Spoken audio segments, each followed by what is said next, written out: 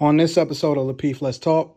I'm going to call Spelman subpar, Morehouse subpar, lost, and lost. So those are not subpar schools.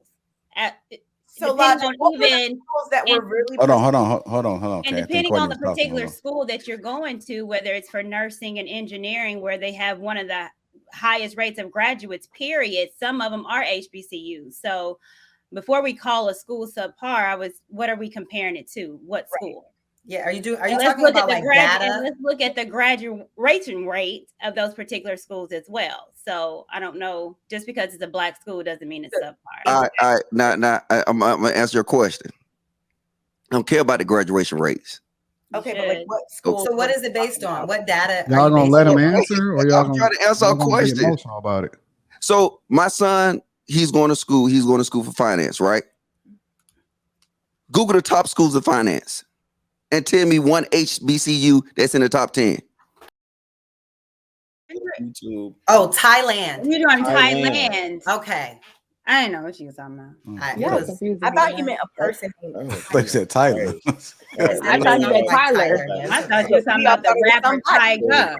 Maybe it was just his they going in on you. Young brother. Money. I mean, I don't care, bro. I'm waiting. The hell? I'm trying something different. Courtney. So when Mr. Pookie, when you and I were building, sir, and we were talking about, like Atlanta specifically, and you were talking about people who may be of a certain ethnicity and culture, but then when they get to a certain status, they go experience different things. And what I'm telling you is that's why I brought up the nightclub promoters, because we know who owns at least what's promoted to black communities in Atlanta specifically is Eritreans. And they don't take their money and resources nowhere near outside of their community. They could not like each other 7 ways to Sunday. And at the end of the day, they're going to get money together, and then they'll argue when they go back to wherever it is, whatever side of Atlanta they from. They align with each other because of their nationality, because of their shared experience. They bond over that. What happens in America is we say, well, now we're saying, well, we're multicultural. So we don't need to have a shared experience. We don't need to have a shared bond, right? Because we all don't agree on our shared experience in America. So there's no need for me to align with you based on that. And again, Anton, even as a believer, I agree with you. And I think we conflating two different things. I'm not saying I'm not cool with people who don't look like me. I'm not saying I don't have friends that look like me, but I do have an express preference for who I choose to deal with, who I choose to create legacy and celebrate life with. That's different. So when I say we don't care who people date outside, like we really don't care, but there is an expressed opinion on creating and maintaining our legacy as a people. That's all I'm saying.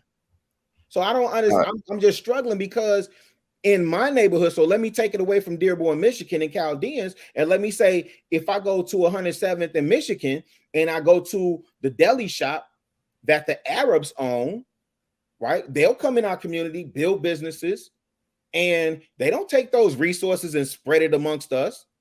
They don't sit up there and give back to our schools. They don't sit up there and hire people and pay them fair wages for where they work in our community, but they will knock down our women though. They'll do that. Hey, real quick, and hold on. Let me really drug this out though. But to your point, hold on, you switched your name out, Mr. Pookie. Let me finish real quick. Yes, sir. Don't you finish? You've been going for like an hour. You know what I'm saying? I got what you're saying. I'm telling you, I got what you're saying. Can I go ahead. You got it. All right, bro, go ahead. Yeah, and you still gonna call me Mr. Pookie? That's disrespectful. You see, I changed my name. I'm playing with you, bro. It's a joke. It's a joke. Come on, try to block me. Look, this is the thing. I didn't even notice. This is the thing that I think. Watch this. See, we're talking about two different things. When we're talking about culture, it is a byproduct of a tribe, right? So if you take your cousin and your whatever the analogy was using, and you move them to the whitest, matter of fact, screw that. How about you move them to Afghanistan, right? no matter what his typical black culture is, he's still gonna be whopping his ass with his hand. Because that's part of what consists of that tribe, which other culture things play a factor in that. So all I'm trying to get you to understand is by where you live at, your tribe, where you live at, it would dictate a lot about you. It don't matter. You can be green, and it doesn't matter. If you're a green man living in green land, and then you're going to be trying to date green chicks because that's all the thing going to be available to you. Come back, Kay. Come back, Kay. and I'm saying that point that you cannot sit here and define what a person gonna date, what a person, how you gonna know. Tribes kind of identify that. And if even though it's something that's typical of black culture, it doesn't matter when that guy never experienced that. He got white girls accessible to him. So now he gonna like white girls. I think somebody brought up a point, the music. My kids don't listen to the shit I listen to because guess what? They have access to it. They friends listen to rock and all that kind of crazy stuff, so they listen to it too. What I'm gonna tell my kids, you need to be black. And and then somebody brought up a point though. Courtney Michelle. My kid's mom had my son super smart, right? Super fucking smart. His mom said that she want him to go to a HBCU because she want him to have that black experience, right? Mm-hmm. And then she really believed this in her fucking head. Like, okay, so I said, you want him to go to a subpar school, and I'm just being honest, where he's getting phone calls from colleges. You want to send him to a subpar school to get a so-called black experience? Wait, hold on. Why is it subpar? I'm wrapping up. It's subpar like hell to all the other schools you have access to, and what his mom in her mind, what she's doing. Like I'm saying, look. Can you? What are some of the schools? What are the schools? Like so what schools specifically? Yeah, what schools are you almost talking all about? of these girls went to an HBCU, so that's why they on hear y'all beat upside. If you want to call Howard subpar, you're lost. If you want to call Spelman subpar, Morehouse subpar, lost, and lost. So those are not subpar schools.